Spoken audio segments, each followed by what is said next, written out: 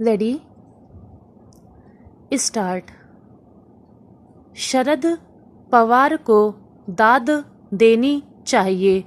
पहले महाराष्ट्र में विकास अघाड़ी सरकार बनवाकर असंभव को संभव किया था और अब अगले लोकसभा चुनाव से पहले विपक्षी दलों की एकता के लिए वही चाणक्य की भूमिका में दिख रहे हैं। यह बात अलग है कि उनकी पार्टी एनसीपी के भीतर ही सब कुछ सामान्य और सहज नहीं है। भतीजे अजीत पवार को मराठा क्षत्रप ने पिछले दिनों पार्टी में 2 कार्यकारी अध्यक्षों की नियुक्ति कर बेशक झटका दिया था, पर अजीत पवार अभी भी अपने तेवर दिखाने से चूक नहीं रहे हैं। पिछले दिनों समर्थक विधायकों को लेकर उनके भाजपा में शामिल होने की मुंबई में खूब चर्चा चली थी। सुप्रीम कोर्ट के फैसले से शिंदे सरकार पर कोई संकट नहीं आया तो ये चर्चाएं भी कोरी अटकल बनकर रह गई। इसके बाद ही शरद पवार ने बेटी सुप्रिया सुले और पार्टी सांसद प्रफुल्ल पटेल को पार्टी का कार्यकारी अध्यक्ष बनाया था। यह भतीजे के लिए परोक्ष संदेश भी था कि बेटी उनके लिए ज़्यादा अहमियत रखती है। उसी तरह जैसे बाल ठाकरे ने भतीजे राज की जगह बेटे उद्धव को अपना उत्तराधिकारी घोषित किया था। अजीत पवार की महत्वाकांक्षा से कौन वाकिफ नहीं। वे 2019 में चाचा को अंधेरे में रखकर भाजपा से मिल गए थे और उप मुख्यमंत्री पद की शपथ भी ले ली थी। इस समय वे एनसीपी विधायक दल के नेता हैं और विधानसभा से नेता प्रतिपक्ष भी। शरद पवार ने जब बेटी को कार्यकारी अध्यक्ष बनाया था तो तभी सफाई दे दी थी कि अजीत के पास दूसरे दायित्व हैं, लिहाजा उन्हें संगठन में दायित्व नहीं दिया। लेकिन बुधवार को चाचा की मौजूदगी में ही मुंबई में पार्टी के स्थापना दिवस के एक कार्यक्रम में अजीत ने अपना गुबार निकाल दिया। फरमाया कि वे विधायक दल के नेता बनने के खुद कभी इच्छुक नहीं थे। वे तो विधायकों की इच्छा के कारण बन गए थे। अब कहा जाता है कि मैं सदन के भीतर सरकार के प्रति आक्रामक नहीं दिखता। मैं तो संगठन में काम करने का इच्छुक हूँ। जो भी दायित्व मिलेगा उसे जिम्मेवारी से निभाऊंगा। इसका अर्थ यह निकाला जा रहा है कि वे पार्टी के प्रदेश अध्यक्ष बनना चाहते हैं।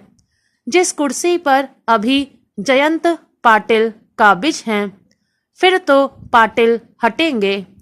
पाटिल के भी भाजपा में आने की अटकलें लग रही हैं।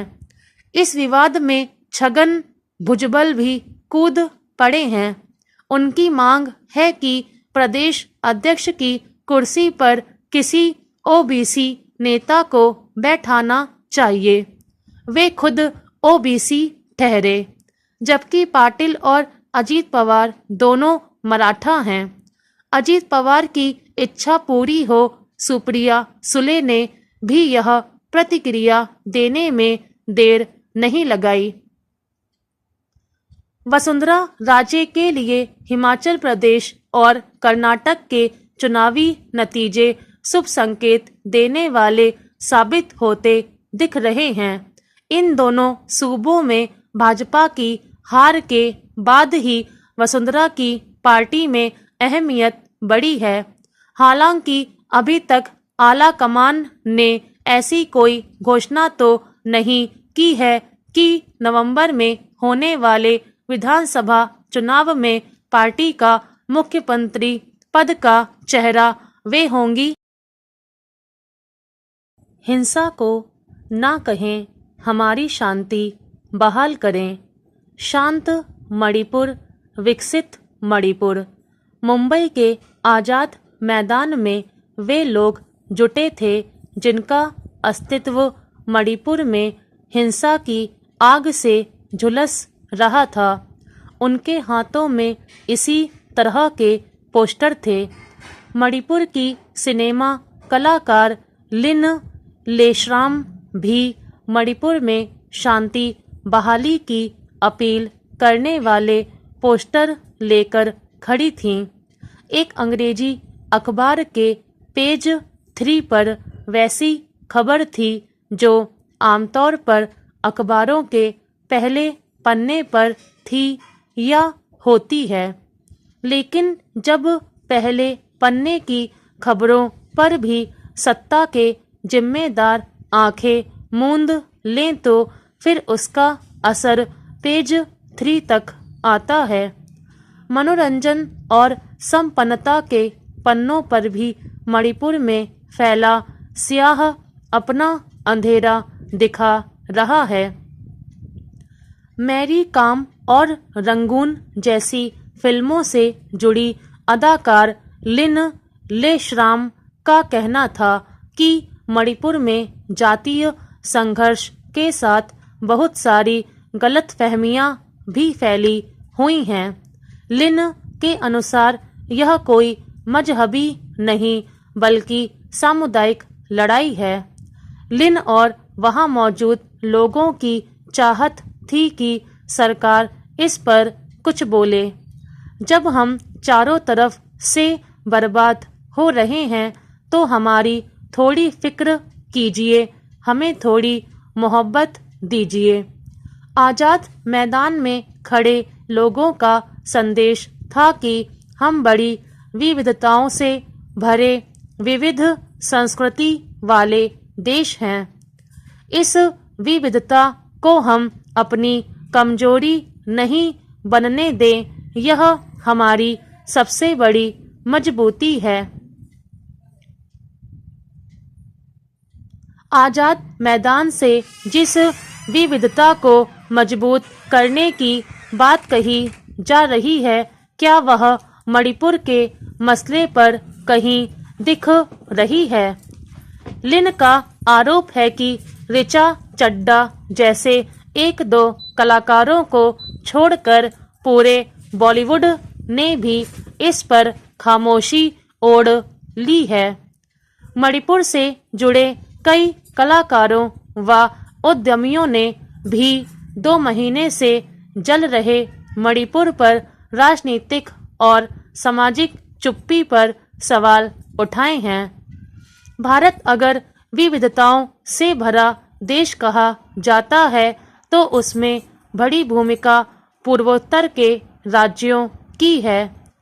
दुखद है कि देश की राजनीति से लेकर आम जनता तक इन राज्यों को पर्यटन का हिस्सा भर ही मानती है। इनका सुख सिर्फ इसमें दिख सकता है कि श्रीनगर और आसपास के इलाकों में पर्यटकों की कितनी भीड़ है, तो इनका दुख सिर्फ इसमें दिख सकता है कि इस बार छुट्टियों में घूमने के लिए आपके पास एक राज्य कम हो गया है। लोग, जिसमें राजनेता का वर्ग भी शामिल है, वहां जाकर किराए पर लिए जनजातीय समुदाय के वस्त्र पहनकर हाथ में फूलों का टोकरा लेकर अपने सोशल मीडिया खाते को अद्यतन नहीं कर पाएंगे। वहां की पहाड़ी वादियों के साथ हैशटैग प्रकृति बुला रही है नहीं लगा पाएंगे। भारत से लेकर यह दुनिया भर की त्रासदी है कि जिन जगहों पर प्रकृति मेहरबान हुई है, संसाधनों से भरपूर किया है, उनमें से ज़्यादातर को राजनीति की वजह से तबाह होना पड़ता है। स्टॉप।